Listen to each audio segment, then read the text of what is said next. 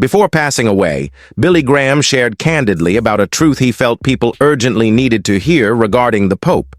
He reflected on 5 memorable moments: their personal encounters, the worldwide crusades that caught the Vatican's eye, their common appeals for peace, the mutual respect displayed across denominations, and the responses that ensued after each interaction.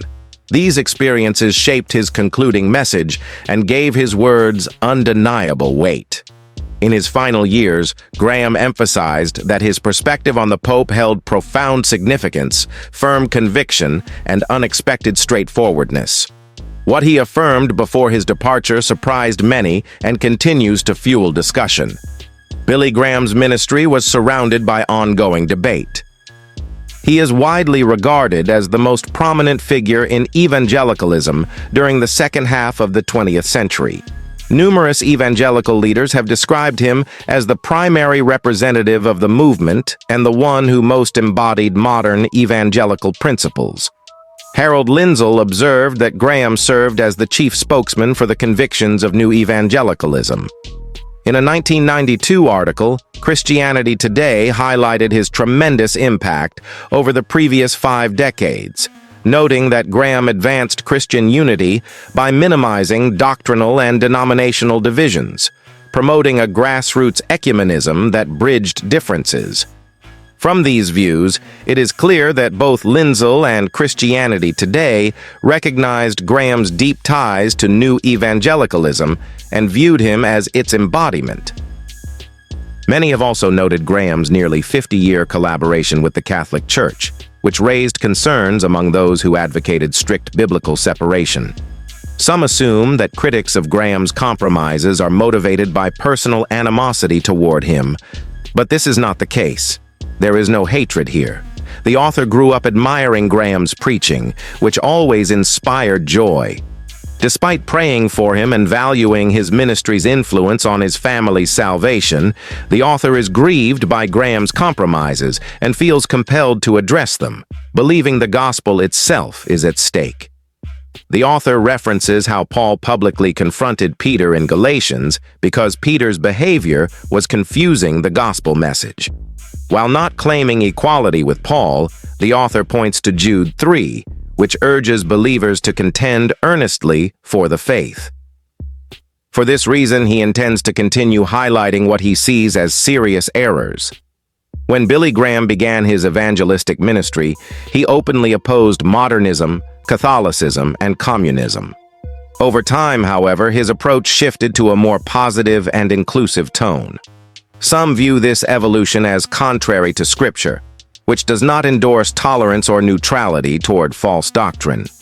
Graham's tendency to seek common ground and bend rules appeared early in his life. Born in 1918 into a Presbyterian family, he came to faith in 1934 after hearing Baptist evangelist Mordecai Ham. By May 1936, he graduated high school and enrolled at Bob Jones College, later Bob Jones University. But after one semester, he transferred to Florida Bible Institute, unhappy with the strict regulations. In his autobiography, he described appreciating the Institute's diverse and progressive religious perspectives. While there, Graham sensed a call to preach. He was immersed and baptized in a Baptist church in 1938. In 1939, he was ordained by a Southern Baptist group. He graduated from Florida Bible Institute in May 1940 and began studies at Wheaton College that September, earning his degree in 1943. After Wheaton, he pastored Western Springs Baptist Church for about a year. Snorts. In May 1944, he joined Chicagoland Youth for Christ as a preacher. By January 1945, he became Youth for Christ International's first full-time evangelist. In December 1947, he was named president of Northwestern Schools, founded by William Bell Riley, serving until February 1952 while continuing Youth for Christ work and independent preaching. The Billy Graham Evangelistic Association was founded in 1950, the same year the Hour of Decision radio program launched. His first major citywide crusade occurred in Grand Rapids, Michigan, in September 1947. The 1948 Augusta, Georgia, crusade marked a turning point toward broader inclusivity, with support from a coalition of local ministers across denominations, a practice that became standard for future events. National fame arrived with the 1949 Los Angeles Crusade. A major break with fundamentalist leaders came in 1957, when the liberal Protestant New York Council of Churches sponsored his New York City Crusade. The organizing committee included 120 modernists who denied biblical inerrancy. Norman Vincent Peale's modernist wife chaired the women's prayer groups. Figures like Dr. Martin Luther King Jr. shared the platform and led prayers, despite holding views at odds with traditional Christianity, such as describing the virgin birth as myth, National Observer, 1963, and denying a literal fiery hell, Ebony, 1961. This caused a lasting divide. Fundamentalists believed such partnerships diluted and confused the gospel, while others saw them as expanding reach. Debate over his methods has continued ever since. Graham remains one of evangelicalism's most iconic figures, shaping millions' faith and advancing new evangelicalism.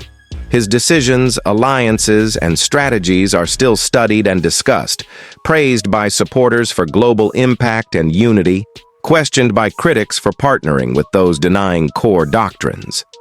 All agree his influence on 20th century evangelicalism was enormous. Early steps toward Catholic cooperation. Ties between Graham's ministry and compromise predate 1957. In 1944, he formed a friendship with prominent Catholic leader Fulton Sheen, noting in 1979 that he had known Sheen for 35 years. Sheen was deeply devoted to Catholic doctrine, offering Saturday Masses in Mary's honor for protection over his priesthood, expressing Marian devotion in his writings, and making pilgrimages to her shrines. In his autobiography, Graham recounted their first meeting on a train from Washington to New York. Sheen visited his compartment for conversation and prayer. They discussed ministry, shared commitment to Christianity, and Graham's admiration for Sheen's Christ-centered focus, leaving Graham feeling an instant bond. Yet this friendship raises questions. While befriending Sheen and viewing him as a fellow minister, Graham assured fundamentalist leaders like Bob Jones Sr. and John R. Rice of his strong opposition to Catholicism and alignment with fundamentalism, suggesting inconsistency. The 1944 meeting occurred 3 years before Graham's first major citywide crusade, when he was a young, relatively unknown Baptist preacher fresh from Youth for Christ. Why would a leading Catholic figure like Sheen seek out such a newcomer? Boston Archbishop Richard Cushing also played a key role in Graham's rise, starting in 1950. During Graham's January 1950 campaign, Cushing featured "Bravo Billy" on his newspaper's front page, a moment Graham later called a ministry highlight. In the early 1950s, Cushing placed another supportive headline on the Pilot, drawing national notice and sparking a lasting friendship. Graham said this helped him grasp Protestant Catholic dynamics and realize Christians exist across labels. By late 1950, Graham's team included Willis Haymaker, who prepared cities by consulting local Catholic bishops and clergy, inviting participation, often resulting in a priest attending. Graham later explained this predated Vatican II and aimed to assure Catholics he sought commitment to Christ, not conversion from their churches. In his 1997 autobiography, he admitted feeling drawn to Rome early on, influenced by New England's Protestant weaknesses, strong Catholic presence, and Unitarianism. Yet Catholic, Unitarian, and Evangelical attendees filled his meetings, broadening his interfaith ties. Crucially, this growing affinity contrasted sharply with the doctrines involved. Catholics rejected salvation by faith alone and sola scriptura. Modernists questioned biblical authority. Unitarians denied Christ's divinity and atonement. Rather than warning against these views, Graham admired their leaders, prompting the question, why embrace those denying biblical essentials instead of defending truth and protecting the misled? Graham's early openness to modernism is seen in his 1953 private consultations with Jesse Bader and John Sutherland Bunnell, later calling Bader a close advisor, despite their rejection of core doctrines. Bader aligned with the modernist National Council of Churches. Bunnell publicly denied the virgin birth, resurrection, literal heaven-hell, and scriptural inspiration in 1954. Scripture warns against associating with false teachers, yet Graham ignored these cautions. In 1950, during illness in Hartford, Executive Secretary Gerald Beavan read from Sheen's Peace of Soul, a Mary-focused book, for comfort. Why would a Baptist evangelist find solace there? Citywide crusades began in 1948. By 1950, rumors circulated of Catholic cooperation. Dr. Robert Ketchum found reports of Graham welcoming Catholic Jewish involvement and forwarding decision cards to Catholic churches.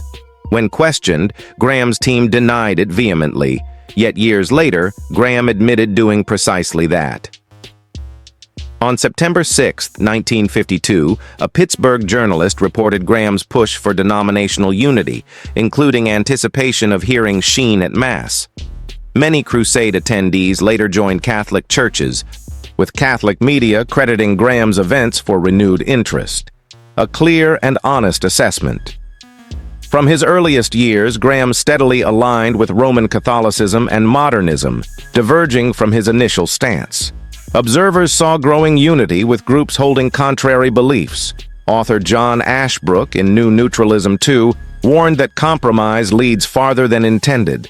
Many Christians grew alarmed, heeding biblical cautions against corrupting influences. In a 1978 McCall's interview, Graham admitted his views had broadened, becoming more tolerant of diverse Christians beyond his Baptist roots.